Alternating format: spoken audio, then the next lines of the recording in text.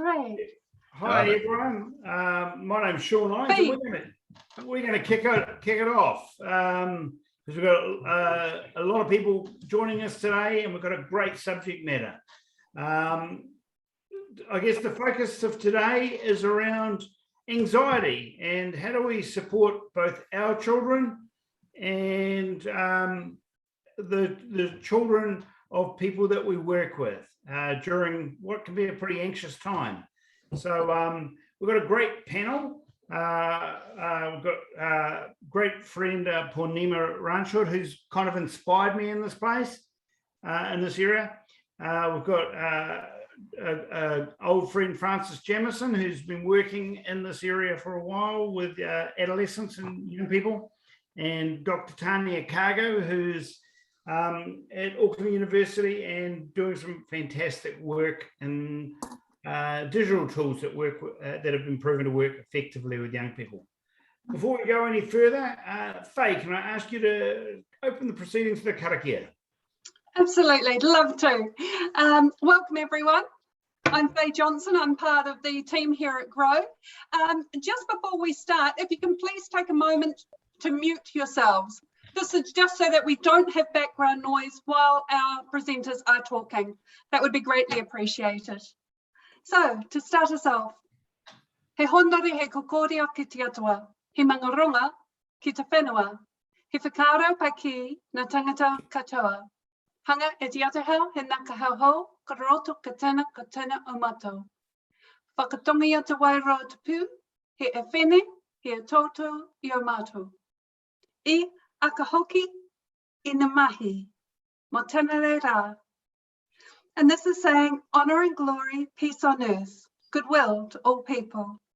Let us open our hearts and our minds to the learning here today and embrace the togetherness of this learning experience. Yeah. And I'd like to pass over to you. Oh, and Faye, don't forget to spotlight. Cool. Hey, thanks very much, Faye. We're going to move straight into it today. When we came out of, when we were coming out of level 4 in Hawke's Bay, where I live, it was really interesting just to see how tense our children, who are just normal teenagers, felt about going back to school. If anything, they'd got to a point in their life where things were kind of finite and defined in level 4. You know, they were meeting their friends each day on Zoom and chat box and all sorts of digital tools. They were involved in schooling online. And, you know, we thought they would actually have a real desire to get back to school, but they had the opposite. And then when I started talking to other people, they just told me, almost irrespective of age, that you know, many of the young children struggled with anxiety during this time, and many of the teens were worried about where it was going to lead them. So today I've kind of asked this panel to really focus on what are the keys that help us both support our own children, and also what are the practical tools that we can actually support our clients who may also be struggling to work out where their teens or children are feeling in an anxious place. So I guess to start that off, I'm really, the opening question is, why are the kids anxious and what can we do about it? Purnima, can I ask you to kick this off, kick this around a bit? Sure, kia ora everyone. So one of the experiences that I had with my own children coming out of lockdown and going into level 2, so I'm based in Wellington, I recognised that my children started to feel quite anxious. So there were some days where we had a lot of fun together, and then some days were harder, I think, like many of us feel.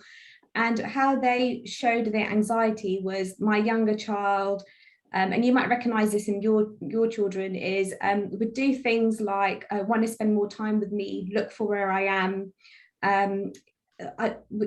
You know, some of the behaviours that you might see is them wanting to help you with things or asking you for more help. climbing on you, and even maybe you might see some difficult behavior like starting to throw things or not wanting to do things. And I recognize that some of those feelings might be because he's starting to feel anxious about going back to kindy. And my older son was the same, is I think just thinking about starting routines again and going out to school just started to make them feel unsettled. But also seeing that with some of the children that I work with in therapy, some of the parents talked about the behaviour in some of the children getting presenting with more difficult behaviour. So we recognise that they could be experiencing anxiety. So one of the things that help in that is naming the feeling and talking about it. So I wonder if you're feeling worried about going to school or going to kindy. Some children will be really excited about seeing their teachers and friends again. But I think it's also just recognising the change and spending time together was really important. I also named my feelings that I'm a little bit worried about going back to school. I feel like going back to work. I feel like there's lots of things I need to do. So let's spend some time together and have some fun together. That was one of my kind of observations of coming into level 2. Oh, Francis, how have you seen this play out? It is very much about coping with the new changes that are popping up. Like, people have got used to their routines and their bubbles, and whether they liked it or not, that has become normal. And with any change, often anxiety kicks in, which is an absolutely normal process. What we've got to really encourage our kids, it is in that fact that anxiety is normal, it's healthy, we get happy, sad, angry, glad, all of those things. And anxiety kicks in when we're about to experience change and maybe feel a bit of overwhelm over that. So we have to normalize that. We have to say that we too get anxious, and we have to then model ways that we calm ourselves down and also involve them in simple ways of calming themselves down so they can get back to a place of peace. Mm. Tanya, you come from a slightly different perspective, don't you, in terms of a tool that works with these kids. How have you seen? Yeah, I guess the most important thing is to acknowledge, I guess, that everybody, it's uncertain times, and certainly for Māori it's really uncertain. So in Auckland, we don't expect to get back to school this term, and we're hoping to get back next term.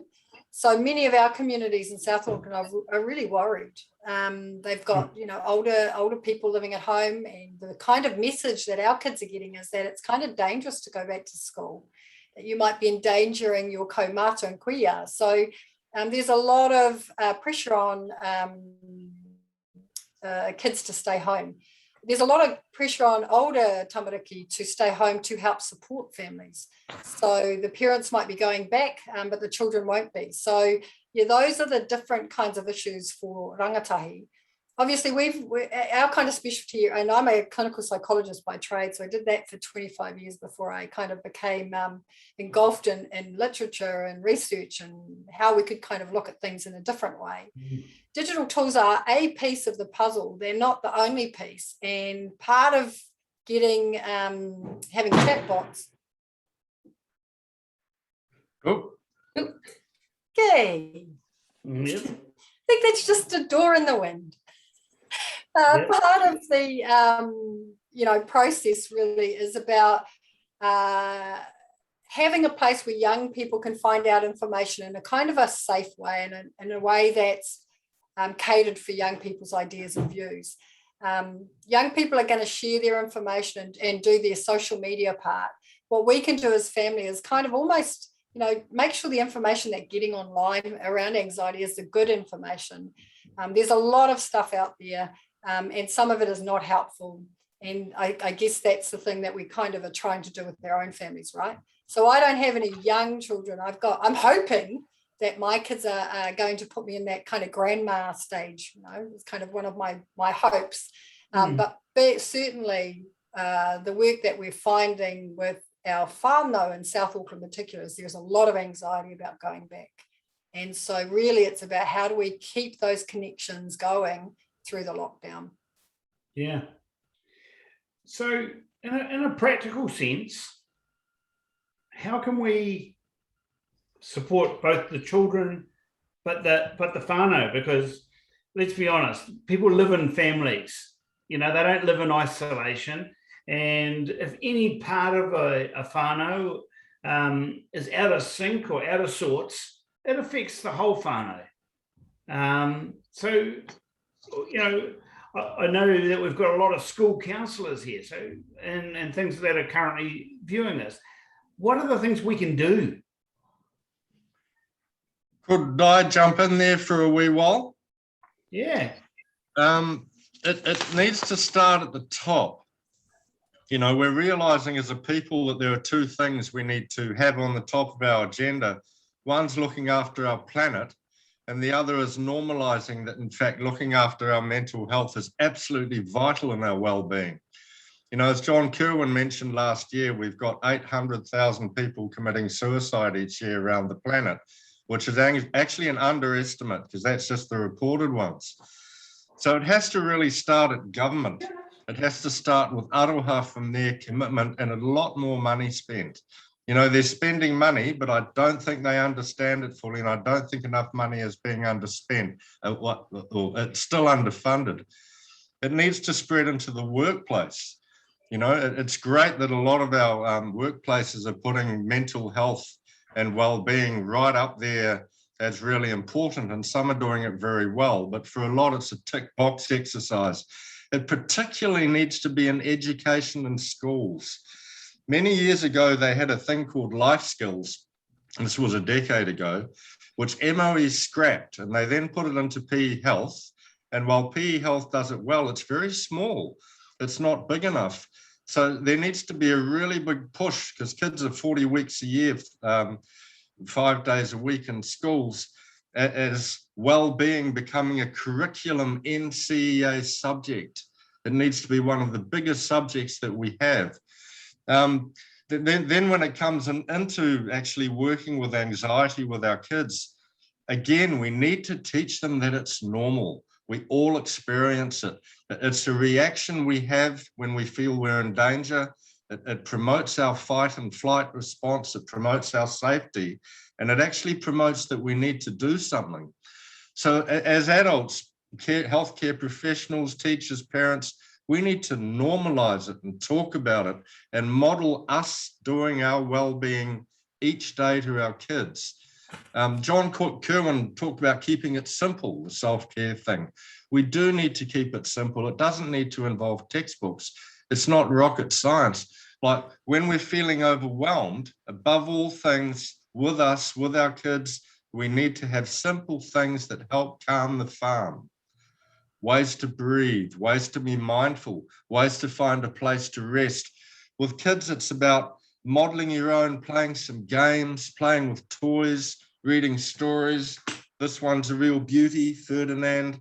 It's about touch, showers, baths, walks, exercise, letting them have some alone time, going on online platforms with them and doing the activities and the routines with them, not just talking about them. And you can go online and find all sorts of things like that. Giving lots of aroha, holding and hugs, and reminding our tamariki that we're just big kids ourselves. We're looking after ourselves. So we've got to have some fun with it, normalize it, model it. School counsellors need to do the same. And with all things, particularly digital platforms, go in there with them and take them through it and engage them in those sorts of things. Cool. Can I add something to that? Yeah, go for it. One of the things that, just thinking about education, one of the things that I've noticed over the years is that schools have actually done a lot of work with children over mindfulness, understanding when they're feeling anxious and what they can do, and giving them strategies. I think one of the gaps is that sometimes I see children that know some of those strategies, but they haven't been transferred into the home. So then, and also one of the gaps is I think they don't understand when they need to use them. So often they get to a state where some of those tools don't work. Whereas if they recognize that they're getting anxious at level 1 or level 2, some of those tools can be helpful for them. So I actually have seen a lot of work going to schools, which is a great thing. One of the things that I was thinking about is, I agree, starting at the top with ourselves as adults. So thinking about what are the things that help us when we feel anxious or worried or angry, and what tools do we use? And modeling those to our children, doing them together might be really helpful. Very helpful. Yeah, so doing some deep breaths together, and finding a space that might be quiet where you can sit down and read a book together or look out the window, going for a walk together, and having fun as well. And as we go along, I will give some practical tips about some things that might be helpful. Cool. Hey, Tania, what do you think? I guess for me, it's got to be something that the whānau can manage. I'm working in households where we've got 2 or 3 families working together. They don't have space. They don't have that opportunity to, and while they might think, breathing and mindfulness are good activities, culturally that we've got kind of our own processes. So to me, what's been really, really helpful is Māori picking up their traditional skills and tools. So there's been a lot of Te Reo Māori online learning. There's been a lot of poi being used as a way to calm, the use of te hā and te aha kore and all of those kinds of kaupapa Māori processes that we've had all along. One of the other neat things that one of my families were talking about this week was being able to look at the stars and to reconnect with the way in which their ancestors journeyed here. So this has been a particular an opportunity to re-engage with traditional Māori calming techniques and tools. They get less privilege because kind of CBT and mindfulness have kind of taken on that space. But what it has meant is that there are Māori who are looking for those things that we have always done. So waiata, karakia, being able to use whakatauki, using poi, doing rākau, all of those traditional things. And as webinars like this one, the great thing about what they do is enable people to share their tools. And that's what I think the power is in these webinars, is people, not just ourselves and presenters, but through the chat, people being able to share things that have worked for them. So it's a powerful mechanism to be able to support culturally relevant tools and practices in ways that are safe for our whānau, because our whānau are doing it hard. While it might be a nice time for many to connect, for others it's very challenging to be in your family's home. And we're soon to get the data for the uplifts and the episodes of abuse under this current lockdown. It was a third increased from last time. Those are worrying and those are challenging because it's stressful. Yeah. I noticed that I work several days a week with a kaupapa Māori health and social services provider. And when I'm talking to kaimahi, they tell me that often children and adolescents are taking different roles in the family. They've kind of stepped up. And that, that brings its own anxiety. But in some ways, it's a blessing as well, because it's like they're taking more of an adult role, which may or may not be appropriate, but they're being blessed by their immediate whānau who are there and able to enjoy that. In my own home, cooking became the dominant factor with 2 teenage girls. So they took great joy in telling me that all those COVID kilos were going to fundamentally be good for me. And I've probably got to spend a bit of time now getting rid of them. But the key component is that we've allowed those kids to keep on doing stuff, be active in our families. And do you think that's the way to go, or do you think we kind of try and get them back to what it used to be? Oh, if I could jump in there for a minute and share a bit of my own personal journey over the last wee while. To be honest, I wouldn't be online today because I've been feeling kind of blue, a bit of lockdown burnout. And my teenage son, who's been with me for 5 weeks, and we've been sharing father, son, father, and looking after each other. He's of that age, left today. So I dropped back into that empty nest syndrome. Now, if I'd been at work, I would have had a mental health day. I probably wouldn't have told anyone about that, which could be another webinar because that's a bit weird. But yeah, he moved out. So I just got really, really low. And I tried my usual things, you know, I tried faking it, which we can do till we make it, and that can work, and it didn't work. I tried a bit of humor, that didn't work. So then I decided, well, okay, I've just got to allow myself to be in my mood and get back to doing those really, really simple things that calm me down, bring me joy, and keep me peaceful. Gave myself a haircut. So there's a new thing out there. You can have counseling, psychotherapy, and a haircut. You don't have to pay as much if you have a haircut.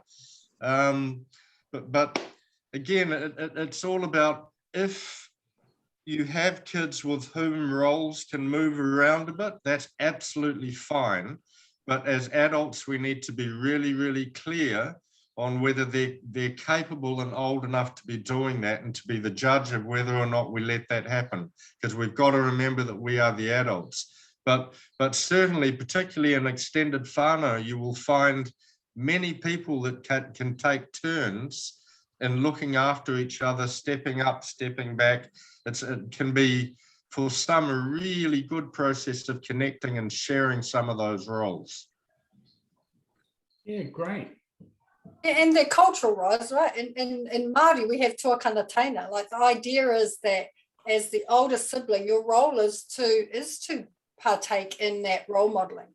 But the role also is about being able to tolerate when your teina does something you don't like. So it's a reciprocal process, and it's a culturally valued tool, and that's how we kind of learn those issues. So anxiety is no different, but we also like to kind of think about using the breath as the way to kind of support and hold.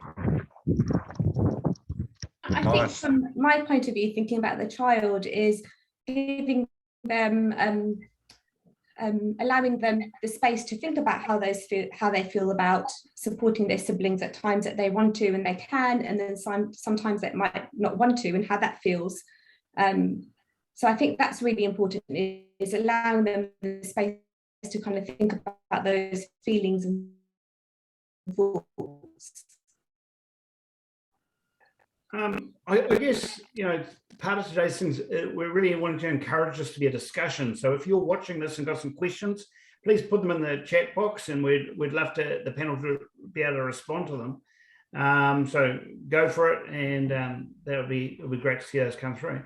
One of the issues, Tania, that came up for me, I guess, when I was just listening to your last comment was, I'm a Pākehā, and I'm blessed to be able to work in a kaupapa Māori organisation. So, and I view that as a total blessing. But if you're not from that space, where do you learn the things you're talking about? And do they have application to non-Māori children and adolescents? My gut tells me yes, but you might tell me no. Well, I certainly can't speak for all Māori, number one. But what I can say is that everybody who's trained in helping, whether that's because your auntie was a helper and you've now become a helper, or you're in youth work, or you're a social worker, or you're a teacher, or you're a counsellor, or a psychologist, or a doctor, or you're just a good mate. You're there because of the relational qualities, and those are the ones that really matter, right? If you're respectful, if you are focused on helping and relationship, the cultural stuff will fall in line. Ultimately, it's about how you do the work. How do you support Māori so that they can have that opportunity to speak about it? And that's what it is, Sean. If you're in an agency already and you've got Māori who are coming back to you, that tells you that you're doing the right stuff, right? If they don't come back to you, that might be telling you something different. But the part of that is there isn't enough Māori to only work with Māori, right? We just don't have enough workers in the space. So we need good allies who can do that alongside us. So, yeah, my thing is if you focus on relationships and on genuineness, whānau will feel that. And I just kind of remember a comment that I heard, which was whānau may not remember what you told us, but we will remember how you made us feel. And I think that's the most important thing. So if you get a whānau who comes back to you, you're doing the right stuff. Kia ora. I've noticed in the chat box, a few people have mentioned Hinamawa Elder's book, Araha. Beautiful book. Thank you, Hinamawa. Fantastic. I haven't read it. What would the panel say about that book? Absolutely brilliant. It hits you in the heart. It's got such a fine blend of intellectual and heartstrings and aroha. It really gets you right here. Her own personal story, the way she weaves in whakatoki. It's an uplifting book. It's enriching and it makes your spirit soar. Beautiful. Get it, get it, get it. Give it to someone as a gift. Beautiful gift. Cool. That sounds good. What about also a question about what about children with additional needs? Or I've got a son with Asperger's, and lockdown has been his heaven. You know, he's able to just concentrate on gaming. But there must be many who don't necessarily like it as much. What are the strategies you use with those children? I think with some children with who may be on the spectrum or ADHD, having some kind of structure or routine would be helpful, so they can understand what's happening throughout the day, what activities they might do by themselves and what activities you might do together. It might be helpful to do some visuals when you do their timetable, so they can understand what activity is coming next, and using quite clear communication about what's happening throughout the day, I think might be helpful too. Oh. Also, I think particularly kids with like ADHD, you have to find room in the day to bounce around quite a lot. You've got to have ways of getting that energy out and making it fun, be it wrestling, going for a run, chucking pillows at each other, like really find constructive and fun ways to get that energy out, or you will find it may come out in other ways that are not that much fun for you, particularly as parents. But you've got to meet them where you're at. And I think you've also got to engage your own inner child and think, well, if I was that frustrated, what would I need to do? And really let that guide you, because we're just big kids. You know, we can step into their shoes, know how they feel. And again, whatever family, whatever whānau, whatever culture, it's what works. Know what works. Know what your kids enjoy and connect with them in that way. Yeah. Cool. I was thinking about some things that might be helpful with when the weather's not so great and you can't get out. It can still be helpful to get out when it's a bit grey or a bit windy, just to get some fresh air and be in the natural environment. But some things that I sometimes recommend is some of the YouTube channels or apps, and some of the children might recognise them from school. And you may have some suggestions on the panel or in the chat if you have some resources that you find helpful. But Go Noodles has some really great interactive videos and songs. And they also, the Les Mills, which is accessible on demand if you can. I guess it's families who do have access to digital devices, and I understand not all families do. But they may be some good resources that might be helpful for those active kids. Cool. Hey, we just had a question from somebody who says, what about ADHD and social anxiety students reintegration? And you know, let's be honest, it's going to be a reintegration for many kids after it's going to be 8 weeks in Auckland. So how do we support them really well, and how do we maybe encourage the schools to do a better job there?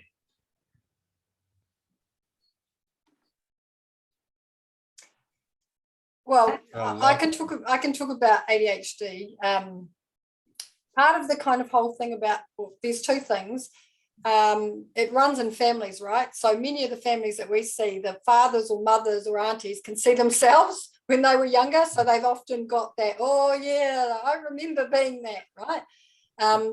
The other part too, which is often the difficult part, is that medicine's kind of the first line of treatment, right? And for Māori, medicine is not something that we would want our kids to be on longer term. So it has been a really difficult conversation to have with whānau about the use of medicines. So the next thing that we often do is we do parenting courses. And those are great as long as the parents continue to do them. They're mostly behavioural programs. So as soon as you stop doing them, the behaviour is going to return. So, you know, those are the things that we kind of are in there for the long term. Getting schools on board is the hardest thing in the world. If they have already labelled this kid a particular challenge, right? And I'm preaching to the converted, because it looks like there's a lot of teachers out there and a lot of teachers of learning and behaviour. So you guys know what it's like when you're kind of trying to advocate for kids in that space. At the end of the day, the parents have to be supportive of whatever the school's going to be there. But I'll be upfront, many Māori families don't engage with these schools because they are still a little traumatised from their own personal experiences of them. So that's where having good allies in schools is really crucial. Being able to have your social workers who can support you in, one, getting them back into school, and then two, having really good systems that the young person can use for themselves. Because it's kind of about how can I manage this to the best of my ability. And if they're using, if the family's not involved, it's really hard to keep the communication open. And we know lots of our kids just don't go to school until they kind of get the knock on the door, and then they're kind of made to go because it's too stressful. I noticed one of the chats in there was, how do you get your kids off devices? And that's part of the process, like anything else, right? It's got to be something that you've discussed. You can't yank it off a teenager. There's going to be World War III, but you can talk about what are you going to do instead? What is going to give me the same level of activity that I'm getting from this device? So that's what it's about, changing one activity for another. Doing pūrākau, practicing waiata. I've seen lots of my mates who put on practicing pōhiri, those kinds of things. We get to yell and shout. So, you know, that's always a bonus, I think. I was thinking about some of the things that might be helpful for teachers is recognising that you may be having children and young people coming back who may have experienced family violence or domestic violence, who may be experiencing trauma, and how that may impacting them when they come back to school.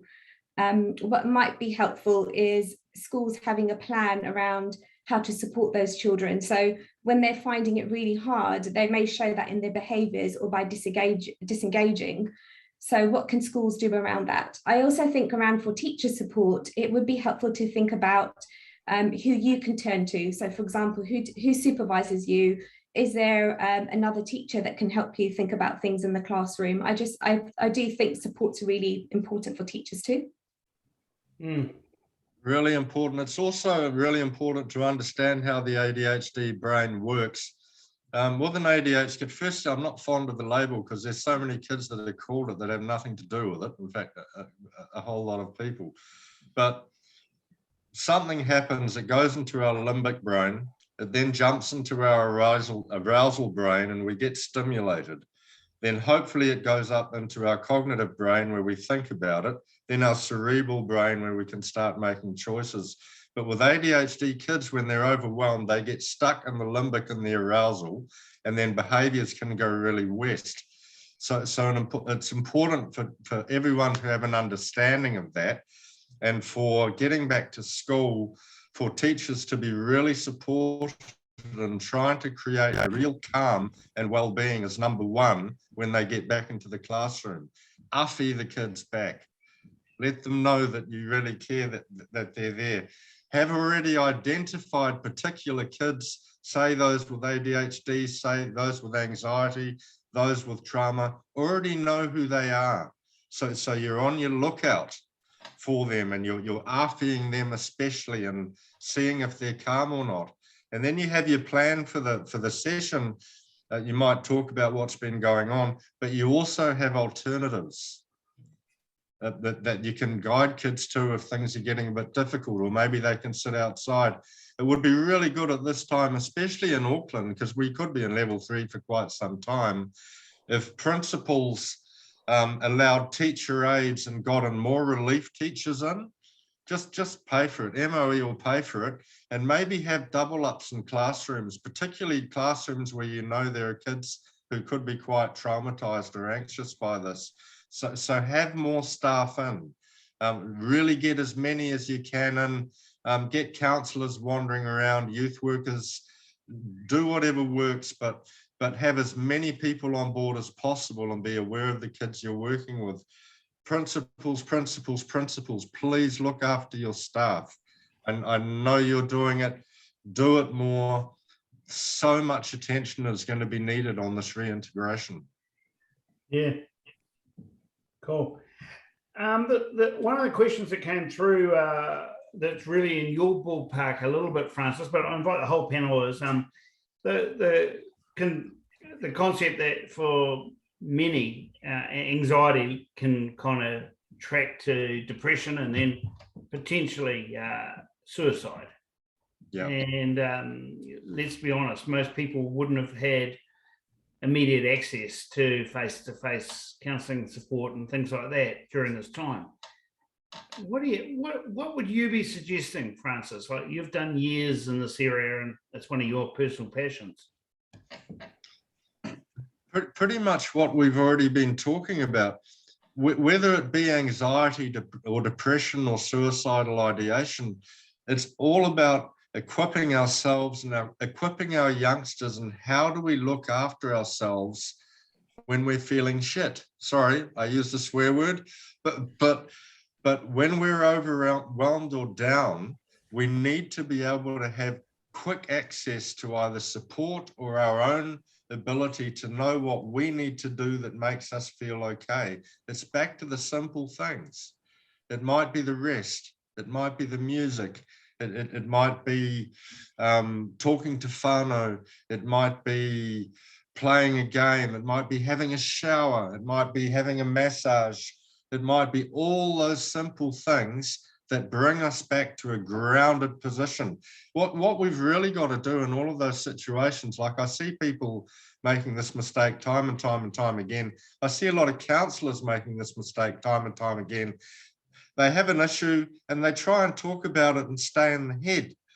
Now, if your head's munted, it's not a very good place to go, because you're not normally going to get a lot of good material out of it because it's not working properly. So I would really encourage people in any situation with any sort of issue to get out of the head, get in the body, do some exercise, go for a walk, lie down, have a rest, have a hug, reach out and hug someone, or talk to someone in the home, do something with the body that gets you out of here when it's not working and grounds you in the physical.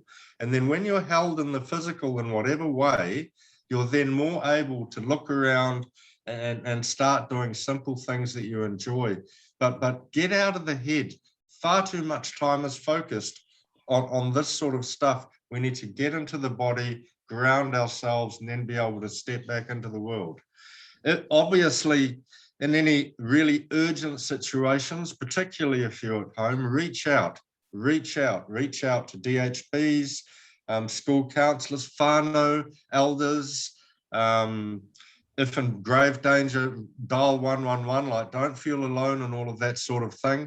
So get as many people in the family that can help that are as appropriate, but if you need to, reach out. There's lots of us out there that want to help. There's lots of us that are Zooming, and there's also lots of sites you can go on for that sort of information. I was thinking about some people who we may recognise need help, but find it hard reaching out for help. And some of that might be because of their upbringing, that they've had a role of helping others and they haven't had anyone support them. So I come from an attachment point of view. One of the things that can be helpful if you are worried about someone, if it's a young person or a child or even an adult, is saying something like, because I think that connection is important, but saying something like, I'm someone that can help you. I'm thinking if there is someone that can help you out there, and maybe I can help you connect with that person. I think just offering that help, I think, can be quite helpful. Yeah. I think in South Auckland, it's going to be getting kids back into community.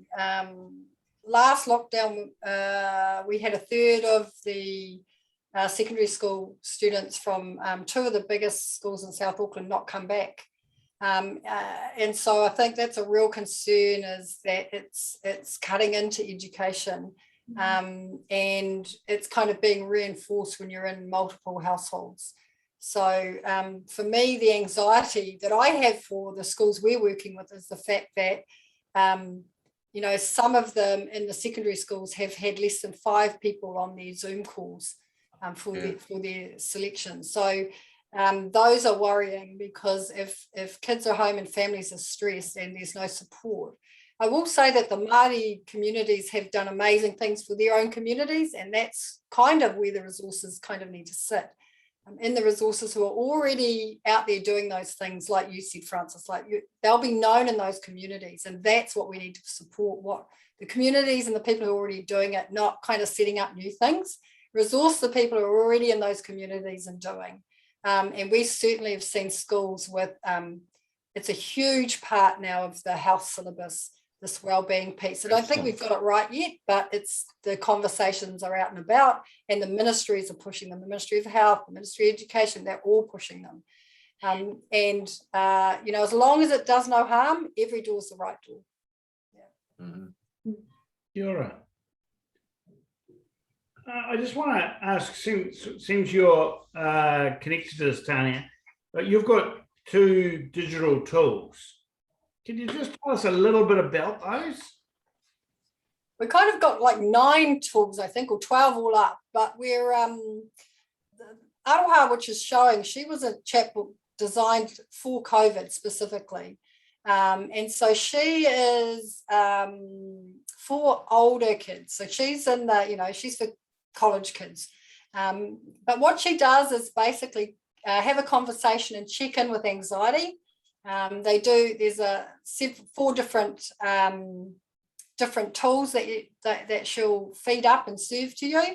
And she also has a safety feedback loop. So if they start to mention things like, or if they flag high, she will keep them in a safety loop, and then until they get that support from a real person. So the way in which she works is a bit like kind of an auntie, a nagging auntie, or a loving auntie who nags us, right? She kind of keeps you in that loop about saying, hey, you mentioned this, just kind of, where are you at? Did you get your support? Did you tell your person, your support person? So keeping them in that kind of loop. We've got a whole lot of others that sit on a different platform, which is the Habits platform. And the platform has, we've got what we call a 21-day stress detox, which is for our year 12, 13 and university students around study exam stress and how to cope with that. We've got My Headstrong, which is a chatbot, which is about learning, serving up 5 minutes a day of CBT strategies and checking in. We've got an alcohol and drug prevention model called The Brief, which is used for clinicians to use alongside their young people. We've got another tool which is about, it's a gamified tool, so it's for the intermediate schools. It teaches them communication skills and emotion regulation and emotions, but through the same stuff that we did when we made Sparks. So it's a different version, but it's for younger kids. And then we've got other tools for, we've got mindfulness tool. We've got a tool called Tune In, which is for artistic kids who are more artistic and want to go on a journey in an artistic format. So those are the tools that we've got on the Habits platform, and we're currently in 4 schools in Auckland trialling those platforms. We're kind of hoping to be the sort of trade me go-to place to get evidence-based intervention, so that parents and workers can go to one place knowing that they're New Zealand designed tools that got evidence, and that they can kind of use them safely without having to look and find and figure out where stuff is. So that's what we're kind of pitching at the moment. Cool. Nice. Are they just for Māori children, or are they for all children? No, they're for all kids, but we've obviously, because of inequity, we've kind of really pushed at least a bicultural framework. So they've all got, they start from a bicultural perspective, using the treaty as the kind of go-to measure. So yeah, for all kids, and you can pick your avatars based on, you know, what you like and the things that motivate you. Okay, so would you encourage people in the helping professionals to recommend these, or what's the best way to get people to engage with this stuff? Yeah, so obviously Aroha was picked up by the ministry, so was Sparks. What we're actually wanting is more education, so that's why we've gone about looking at the education sector for the support in that role, and then what we call a in the wild trial, where basically everybody can use them.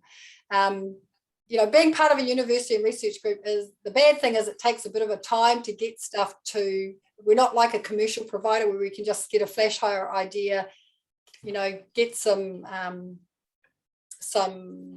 people to kind of give us some content and put it out. We have to kind of make sure it does no harm.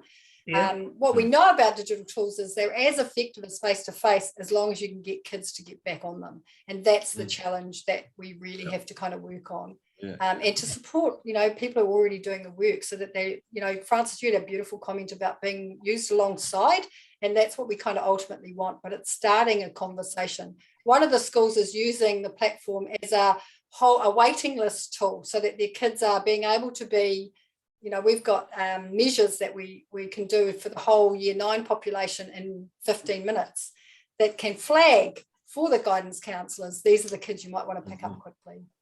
Cool. Could I jump in there a bit for a minute? You hit it on the head there. Engagement is the key. One of the really difficult things is kids are so involved with stuff online that to engage them in well-being stuff can be a real challenge. So again, for school counsellors, for parents, for teachers, it's about actually going onto these sites with them, doing it with them, and showing that it can be a lot of fun. I didn't know you did Sparks. Thank you. It's fantastic. Big shout out for that. But it's all about that engagement. That's the really critical thing of how do we get them off what they want to be watching and figuring out that, yep, actually some of this stuff is really good in our day too. And the only way to do that is to bring it into our day, bring it into the room with them, do it with them, have fun with them doing it, and try and get it into a sort of routine. Really, really important. It's also a good opportunity for education around internet use as well. There's all sorts of fantastic stuff on there, particularly for kids during lockdown, as we know. There's some stuff we really wish they wouldn't watch. So it's a good opportunity to, again, re-educate about what's good on there and what isn't. Engagement, engagement, engagement. Make it fun. Hey, Tanya, somebody's just asked, they said they need an entry code to get on the Habit site.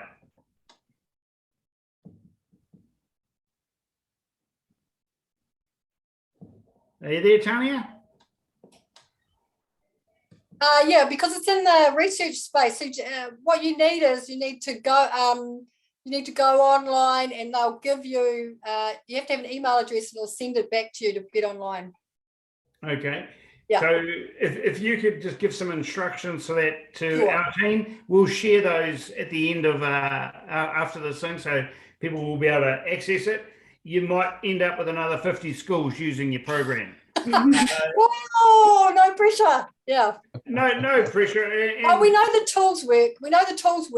What we're trying to do is implementation science. So we're trying to make them so that the schools can use them in the way schools want to use them. So it's not a here, buy this product, it's good to go. It's actually here are some things, how do you want to use it? So we've got some schools who are using it in the guidance space. We've got some who are using it in the health and PE fitness. We've got some schools who are using it as alongside an adjunct to therapy. And we've got others who are using it as on their Schoolology page. And we're working with families directly through the product rather than the face-to-face, because many of our families won't engage with the schools. So it's kind of trying to make it fit for schools so that they can do that piece. And the next part will be the in the wild trial, where we're kind of opening it up. But schools are a good venue because, but what guidance counsellors are really clear about is, Tom, we've got enough work as it is. We actually don't want more work. So if you've got something that can support the stuff that we're doing, but we don't need to do more, then we're interested. So that's what we're kind of in that part now, Sean. Cool. Yeah, so it's got to be in the classroom as well and in the staff room as well. Yeah, that's cool. Come from the top. Hey, I've got a 12-year-old who was a great student, and she is not really a digital person, but loves hunting and stuff like that. And she, I guess, has become reluctant to go back to school. You know, it's tough dragging her out of bed in the morning, and you know, we're giving her as much encouragement as we possibly can. But I'm seeing in the chat box many people have reported they're either got children or they're working with whānau who've got kids that are refusing to go back. What can we do? What would you recommend? Bribing. There is nothing wrong with a good bribe, right? I was going to say that and thought I shouldn't. No, look, token economies, bribing, there's great evidence for that. And what we know is the best evidence is for intermittent reinforcement. So not bribing them all the time the same amount, but kind of mixing it up there, you know. Say go for half a day, you know, just kind of incrementally increasing it. Once kids are back in the social part, the biggest trouble that we've had is kids with who might kind of struggle with relating with other kids. They don't want to go back because they're quite enjoying their one-on-one time with their parents, and that's the struggle. So yeah, being able to use nice ways. I mean, yeah, nice ways of reinforcing their attempt at going. Yeah, cool. I was thinking that maybe helping their feelings around going back to school. So if there are children that are enjoying and having fun time at home, going back to school can make them feel quite anxious, and going back into those social settings, even more so for children who are in care, and that's part of their experiences of their early relationship. So connecting with people can be quite difficult, especially in busy schools or colleges. So I think helping children and young people name their feelings, like maybe you're going to miss being at home, and what some of the things that you can do to connect afterwards as well, something nice you can do together, or a nice meal that you'll do together. But I definitely agree with the reward systems, and incentives could be helpful too. Yeah. Also letting the school know, because there may be some people in the school that are quite connected with this kid. Yeah. So it's talking to the dean, the form teacher, saying, hey, look, little Sammy's really struggling at the idea of coming back, being aware of that before he or she gets there, and having some key connection people helping them through that morning they're there, or helping them through the day. Perhaps not expecting too much output for a while in terms of learning. It's more about the awhi and getting them back on board with being there and getting over that hump. So knowing where they're at, identifying them, and having all systems and connections in place in school ready for when they come. Awesome.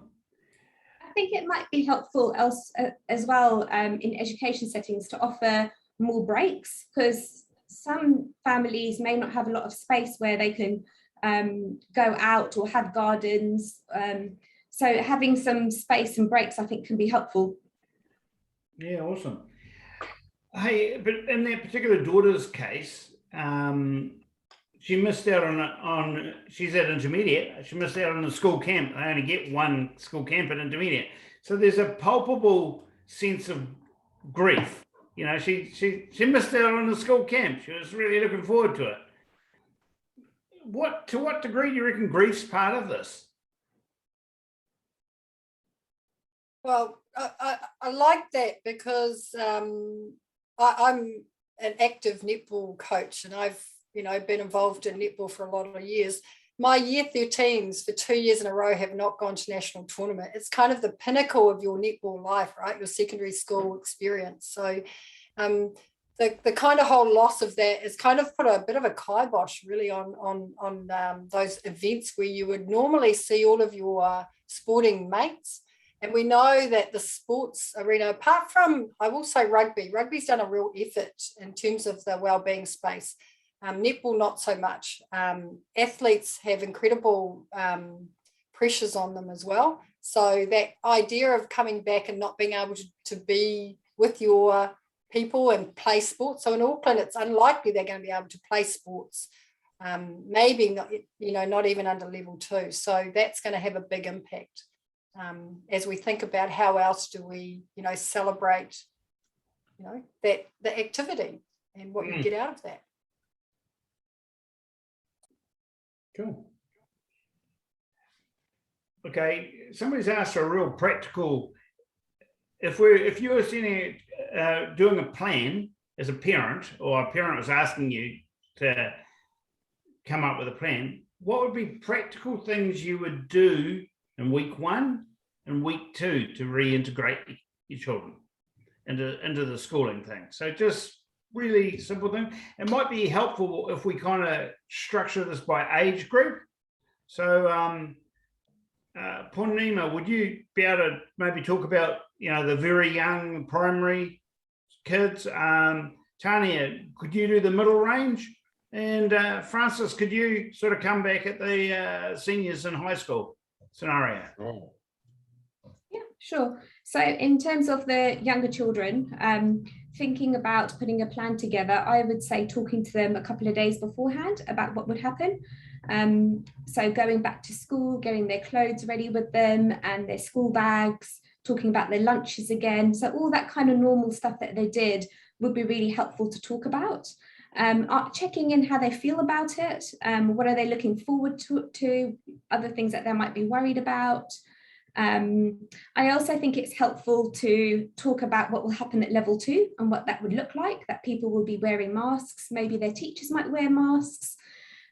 Also explaining to them about, because in some schools, in some schools they've set boundaries up, and so you can't go and drop some of the children off. I think they're only letting the little children who may have just started or in year 1. So talking to the children about drop off, but also talking to the school if you feel like your child's anxious that you might need to drop them off to the classroom, because I think schools are open to that as well. So that might be a plan around it. Great. Yeah, I think with intermediate, the kind of thing is it's challenging if it's an intermediate school because they actually haven't had a lot of time there. Well, in Auckland anyway. So, the time, it's a really interesting concept, intermediate school, because it's kind of like a transition that we probably don't need for young people in their lives. It's also a transition developmentally where all kinds of things are happening to their bodies. So it's a really challenging time in itself. What we know is that kids want more time with their parents, not less. So this lockdown has actually been important for that piece. But getting them back to school, it's the stuff about talking about what are you looking forward to. It is about stuff like, involving them in the kinds and sorts of lunches that they want to have to eat.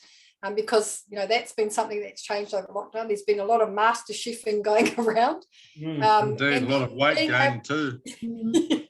And then being able to just do it for what they think they can manage. So, it's that kind of, if we think about anxiety and fear hierarchies, you're trying to kind of push them a little bit, because part of it is that if show me an anxious child and I'll talk to their anxious parent, right? So these tools are going to be helpful for the parents as well. Being able to give structure, getting them to be there for half a day and then gradually transitioning to a full day. Having lots of things to look forward to if they've done a successful day at home. I've found the teachers in a lot of the schools have been really supportive. They've actually know more about the intermediate kids than they did when they were in their classrooms, and not just the ones that were getting the negative attention, that they've actually, through lockdown and video and Zoom and online learning, have been able to have a closer relationship. So, those are the important things. And don't sweat it too much. Like, it's not a big deal if you miss some school. Really? Yeah. Hey, Francis. I agree with that. So for the secondary school thing, it's pretty much the same. So you talk through the concerns they have. You talk about positives of going back to school. You'd help them prepare the day. Someone mentioned lunches and that sort of thing. Again, the school would already have identified who may be struggling. So they're there to awhi and connect And in that first week, that's got to be the main goal. Sure, a bit of work might happen, but I don't think there should be too much work expectation at that point. If it's flowing, great. If it isn't flowing, we'll just have a bit of give and take on that front. In the second week, well, more about connection in that first week. In the second week, it could be trying a bit more of the work thing, but just remember, particularly for the kids in Auckland who are probably going to be weeks away from going back to school, it's not going to be fixed in a week. It's not going to be fixed in a fortnight. It's a whole new thing. So let the kids teach us too what they need. Let them tell us in the day, what do we need to do? And if you've got subject material, ask them, how might we do this? How is this going to student voice? Like we've got to learn from them and hear from them what they need. And the more we can do that as professionals and adapt whatever we're doing, the better it's going to work. Wow, that's fantastic. Thank you very much. Can I just add something as well? Is that I was thinking about one of the things that I found in Wellington is once a school opened, all the activities started, and that can be quite overwhelming. So just check into your children of what they want to do, and slowly get into the activities or going to school. Think about what's suitable for your family. Yeah, cool. Hey, well, we're coming to the end of our time today, so I really wanted to thank the panel. And yeah, we are going to send a whole lot of stuff and the recording links out and stuff there, so please do it. We all really value what you are doing in your communities, and just wish you the absolute best. We're going to take a week's break next week from getting through, because we've got a whole range of free webinars as part of Mental Health Awareness Week, which we'll share with you as well. And on that, we're just going to wish you the very best. Faye, can you close us off with a karakia, please? Absolutely, love to. And again, thank you everyone for all your ideas, your resources that you've shared in the chat. I've recorded them, Fiona's recorded them, and I know that we've missed a couple of questions, so we'll try and get those answered and include that as well. So, onehea, onehea, onehea ki te uro tapanui, kia waiata, kia mama, te nakaha, te tiana, te wairā, I aria, taikata. Ko ere ka rongo, whakaria aki karanga. Kia tena, tena. Hui e, taiki e. And this is saying, draw on the supreme sacredness to clear, to free the heart, the body and the spirit of mankind. Draw us together, affirm, going forward. Go well, everyone. Thank you so much for joining us. Kia ora. Yes. Thank you. Thank you. Be kind. Great.